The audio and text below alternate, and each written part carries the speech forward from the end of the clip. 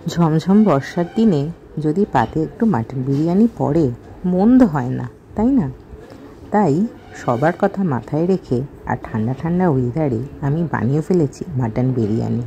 একেবারে ঘরোয়া উপকরণ দিয়ে সহজ পদ্ধতিতে করে ফেলেছি। কিছুই না, প্রথমে এখানে আমি 700 গ্রাম মাটন নিয়েছি, ভালো করে জলে ধুয়েছি। তারপর আদা রসুন বাটা, তেল, পরিমাণ মতো নুন, হলুদ গুঁড়ো, কাশ্মীরি লঙ্কার গুঁড়ো দিয়ে ভালো করে ম্যারিনেট করে খানিকক্ষণ রেখে দিয়েছি।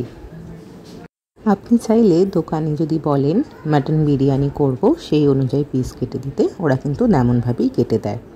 ভালো করে ম্যারিনেট হচ্ছে মাটনটা। তার মধ্যে দেখুন আমি বেরেস্তার জন্য পেঁয়াজ কেটে নিয়েছি, মাটনের আলুও এমনভাবে কেটে নিয়েছি। চলুন এবার ঝটপট বিরিয়ানিটা বসিয়ে ফেলি। হাঁড়ি নিয়ে নিয়েছি যথারীতি। হাঁড়ির মধ্যে আমি খানিকটা সাদা তেল দিয়েছি। তেল গরম হতেই আমি দেব কেটে রাখা পেঁয়াজ। এখন আমাদের একটাই কাজ, এই পেঁয়াজগুলোকে বেশ লাল লাল করে ভাজতে হবে। অনেকটা সময় নিয়ে গ্যাসের আঁচ মিডিয়াম টু হাইতে রেখে আমাদের পেঁয়াজগুলোকে ভেজে নিতে হবে। এদিকে দেখুন বিরিয়ানির জন্য যে চাল বাসমতি রাইস আমি বসিয়ে দিয়েছি, খানিকক্ষণ জলে ভিজিয়ে রেখেছি। বেরেস্তা ভাজা প্রায় হয়ে এসছে। এরকম লাল লাল করে মচমচে করে আমাদের পেঁয়াজগুলোকে ভেজে নিতে হবে।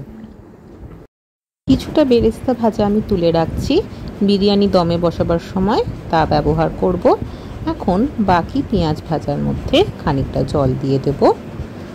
তারপরে আমি দেব খানিকটা কাশ্মীরি লঙ্কার গুঁড়ো। এখানে জলের পরিমাণটা কিন্তু খুব বুঝে ব্যবহার করতে হবে। তারপরে একে একে দেব সামান্য হলুদ গুঁড়ো। এরপরে আমি কেটে রাখা যে বিরিয়ানির আলু আমি দিয়ে দেব। এখন এখানে আলুটাকে সেদ্ধ করে নিতে হবে। কিছুক্ষণ পর পর আমাদের চেক করতে হবে যে বিরিয়ানির আলুটা কতটা সেদ্ধ হয়েছে। এখানে যেহেতু চন্দ্রমুখী আলু রয়েছে, তাই মোটামুটি 80% বয়েল হলেই চলবে, বাকিটা দমেই হয়ে যাবে।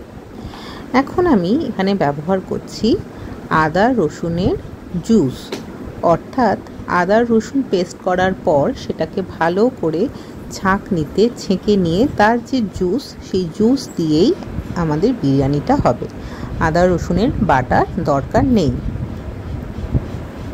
খানিকক্ষণ পর দেখা যাচ্ছে যে আলু কিন্তু খুব সুন্দর সেদ্ধ হয়ে আসছে, আশেপাশে তেলটাও বেশ ছেড়ে দিয়েছে, আর গ্রেভিটা বেশ ঘন আর খুব সুন্দর দেখতে লাগছে। বিরিয়ানির আলু তো এখন আমাদের তৈরি।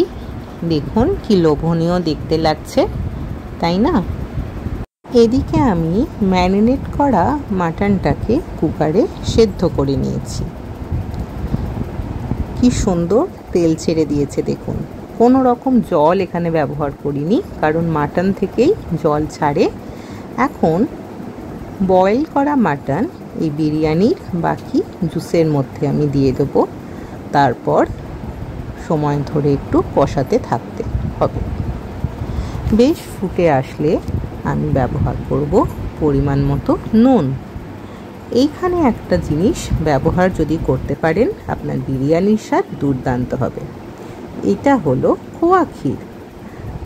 খোয়া ক্ষীর দিলে বিরিয়ানির স্বাদ কিন্তু দারুণ হয়। তারপরে আমি দিয়ে দিলাম আলু বোখরা। এই আলু বোখরা কিন্তু বিরিয়ানির একটি অন্যতম অঙ্গ। এখন আমি দিয়ে দিয়েছি বিরিয়ানি মশলা।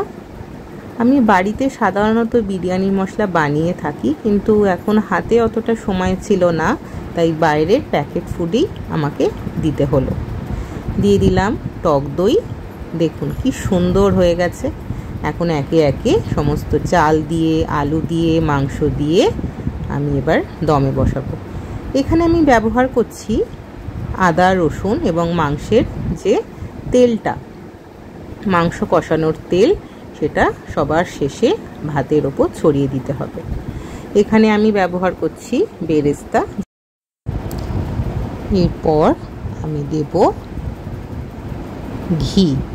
এখানে আমি 1 থেকে 2 চামচ মতো ঘি ব্যবহার করেছি। ঘিটা কিন্তু ম্যান্ডেটরি, দিতেই হবে। এখন দিচ্ছি আমি সামান্য গোলাপ জল, কেওড়ার জল, আর সব শেষে একেবারে দেব সামান্য পরিমাণে মিঠা আতর। এখানে আপনারা চাইলে কেশর ব্যবহার করতে পারেন, আমার ঘরে অ্যাভেলেবেল ছিল না বলে আমি দিইনি। এখন সব শেষে কুচানো ধনেপাতা ওপর থেকে ছড়িয়ে দিলাম। এখন আমরা বিরিয়ানিটাকে দমে বসাবো। 15 মিনিট গ্যাসের আঁচ বাড়িয়ে রেখে তারপরে 8 ঘন্টা কমিয়ে বিরিয়ানিটাকে ঠান্ডা করে আমি নামিয়েছি। এখন একে একে বিরিয়ানিটা কেটে নিচ্ছি। দেখুন কি সুন্দর ঝুরঝুরে হয়েছে, কি সুন্দর রঙটাও এসেছে, আর স্বাদ কিন্তু দারুণ হয়েছে। কেমন লাগলো আজকের এই রেসিপি কমেন্ট করে অবশ্যই জানাবেন। আর নতুন বন্ধুরা যারা আমার চ্যানেলটিতে প্রথমবার এসেছেন তারা অবশ্যই সাবস্ক্রাইব করে মূল্যবান মতামত জানাবেন। আজকে এই পর্যন্ত, পরবর্তী ভিডিও আবার দেখা হবে। সকলে ভালো থাকবেন, ধন্যবাদ।